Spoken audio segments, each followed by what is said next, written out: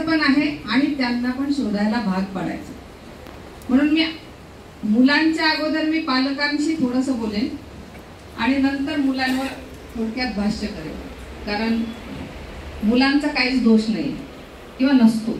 ह्या लहान निरागस बालकांचा तर खरंच काही दोष नसतो. दोष आहे तो मी पण इन्क्लुडेड आहे, आम्हा पालकांचा आहे. आपण मुलांना किती वेळ देतो हा प्रश्न आपण स्वतःला विचारला पाहिजे. माझ्याकडे एक पालक त्यांच्या मुलाला घेऊन आले आणि म्हणाले की हा अजिबात आमचं ऐकत नाही आणि खूप उद्धट बोलतो. वडिलांनाही उद्धट बोलतो, आईलाही उद्धट बोलतो. अशा मोठी महत्वाची तक्रार घेऊन आले की चांगलं वाटत नाही, पाहुणे आले तरी आम्हाला उद्धट बोलतात. ते उद्धट का बोलतात? तुम्ही त्यांना किती वेळ समजून घेताय हा प्रश्न आपण स्वतःला कधीच विचारत नाही. तो आपलं का ऐकत नाही? कारण आपण त्याचं ऐकत नाही. आता तुम्ही म्हणाल असं कसं? आता आमच्या समुपदेशनाप्रमाणे आम्ही बरीच डिटेल केस हिस्ट्री घेतो आणि मग काउन्सिलिंगचे सेशन करतो.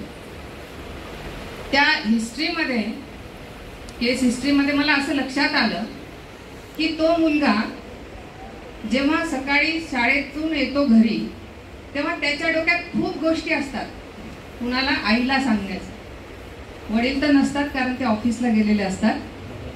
आई, आजकाल बऱ्याच आया पण आमच्यासारख्या ऑफिसमध्ये असतात. मग कोणी कामवालीच्या भरोशावर असतं, कोणी आजी आजोबाच्या भरोशावर असतं. पण त्या आईला तो आल्या आल्या दप्तर फेकतो. तर उत्साह असतो, मुलांमध्ये उत्साह भरलेला असतो. उत्साह आणि ते दप्तर इकडे तिकडे फेकतात, बूट काढतात, शूज फेकतात आणि ते सांगायला तुमच्या जवळ येतात, आई आई आज ना शाळेत. आई लगेच म्हणते ते शूज जागेवर ठेव, सॉक्स कुठे फेकले. त्याचं ऐकलं का आपण त्याला सूचना देतो, तर ते शूज नीट ठेव. म्हणजे आपण त्याला रोखतो. त्याच्या ज्या भावना दाटून आलेल्या असतात, ज्या काही शाळेमध्ये घडलेल्या घटना सांगायच्या. मग तो ते बिचारा आज्ञेचं पालन करतो आईचं. आणि काही मुलं करतात, सगळे करतात का? तर तो बूट शूज आणि ते सगळं बाजूला ठेवतो. पुन्हा आईला सांगायला येतो, आई आई आज ना माझ्या बाजूला बसलेला मुलगा आहे ना, त्याने सांगणार की आई परत म्हणते कोणात पाहिजे. म्हणजे असं करत करत आई म्हणते थांब थोड्या वेळाने, थांब थोड्या वेळाने. म्हणजे त्या मुलाच्या ज्या इच्छा होत्या तुमच्या जवळ व्यक्त होण्याच्या, तुम्ही त्या इच्छा तिथेच मारून टाकतात. म्हणून मी म्हणते की तुम्ही किती मुलांचं ऐकतात, म्हणून मुलं आपलं ऐकणार आहे. म्हणून अगोदर आपल्याला सुधारायचं, आपण त्यांचं ऐकून घ्यायचंय. ठीक आहे ना, 2 मिनिटं गॅस बंद करा. तुम्ही स्वयंपाक करत असाल, मान्य आहे, स्वयंपाक करणं जरुरी आहे.